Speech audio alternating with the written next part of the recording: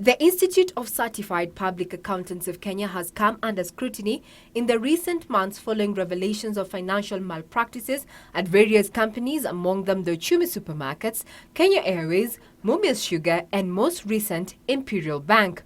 Critics have questioned the steps ICPAK has taken against members who audited the accounts of firms facing financial and management challenges. We do what we call audit quality review. We go and check what was the work of the auditor.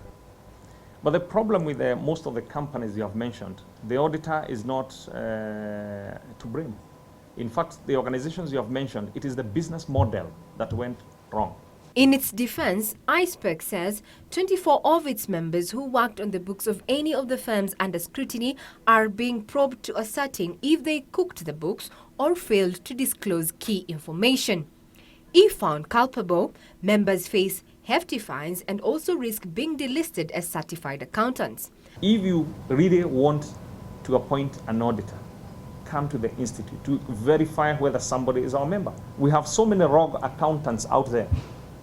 We have so many rogue auditors. People with billboards in towns claiming to be accountants. And it's only somebody got a C- in mathematics in school.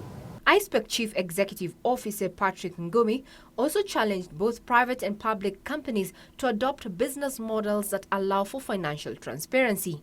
He says accountability and transparency, especially in the public sector, is key if Kenya is to be an ideal investment hub. ICPAK plans to implement a revised audit opinion policy by next year that will enhance financial transparency for firms. We have started sensitization with the regulators before we go to the larger public. And the regulators, and these are where the implementation will be in a phased approach. We'll start with those organizations with a high public interest, like listed organizations. We'll start with the listed organizations. Then from there, we'll define the next level. He says this will provide an avenue for auditors to be whistleblowers if they detect financial malpractices during the auditing process. Regina Manyara Gitao reporting for Business Insights.